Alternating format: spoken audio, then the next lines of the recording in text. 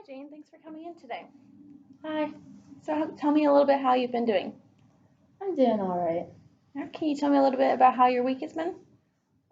It's been kind of tough. I had another round of chemo this week, Mm-hmm.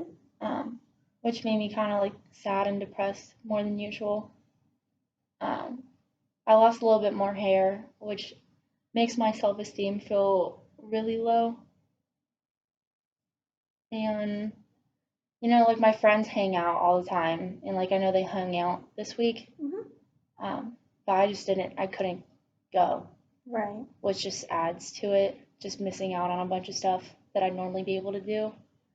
But because of the cancer and everything that's going on, it just makes everything like a lot harder and not as fun as it normally would be just because of the situation. Right. So, when you feel that way, where do you feel that in your body when you get upset? Everywhere. Everywhere. So, if you had to give that feeling a color, what color would you give it? Black. Black. Okay. Can you tell me a little bit about why black? Just dark. Everything feels tainted. Okay. So, you're just kind of makes you feel left out and unhappy a little bit. Yeah. Okay. So, when you start feeling that way, what do you do? Watch movies, try to sit on my own because I don't want other people to feel intimidated by my own feelings. Okay.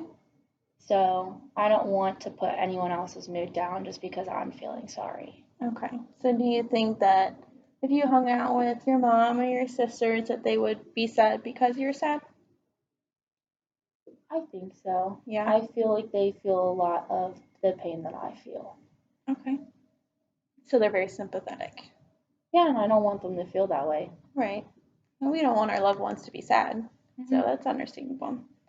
So what is some way that you can possibly make yourself feel better without isolating yourself and when you start feeling that way? Because there is going to be inevitable moments where you feel sad or, um, the cancer just kind of gets in your head and you start feeling upset about it. So, do you have anything that you do as of right now?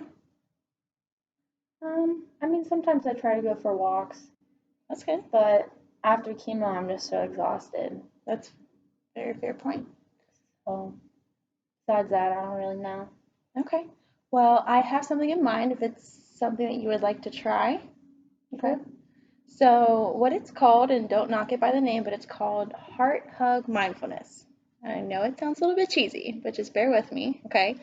So, and this is great because this is something that you can do when after a chemotherapy where your body's tired, your mind might be tired, but you're upset because maybe your friends are hanging out or they're going to see a movie and you don't get to go.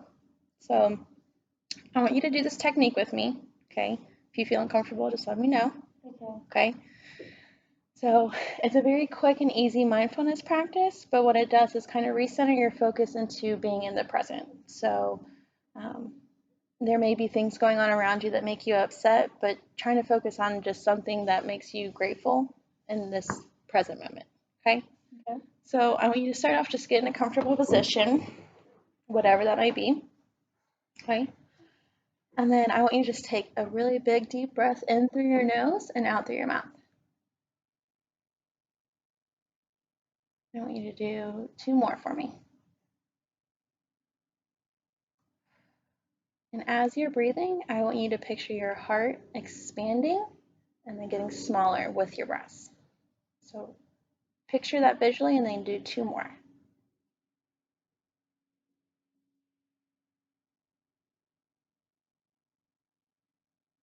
All right, now you don't have to say it out loud if you don't want to, but I want you to think of one thing that you are grateful for.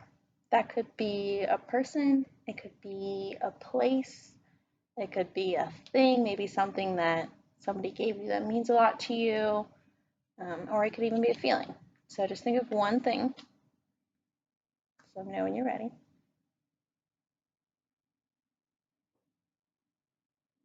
I'd say a necklace that my mom gave me. Okay, that's a good one. So I want you to think of that necklace and I want you to give it a color. Cool. Blue? Okay. So when you are doing your breathing, I want you to picture that that blue and that feeling that that necklace gives you is surrounding your heart. Okay, so when you're breathing in, you're still expanding your heart, but that blue is just everywhere and it's completely covering it. Okay, so I do 2 big deep breaths and just picture that blue encompassing your heart. Do another big deep breath for me. And then what I want you to do is take your hand and put it over your heart. Okay, and then just feel that. And then as you take a deep breath in, deep breath out, and just think of that feeling that that necklace gives you. Think of your mom and think of what it meant for her to give that to you and how you felt in the moment where she gave it to you. And just think about, everything good that comes with that feeling.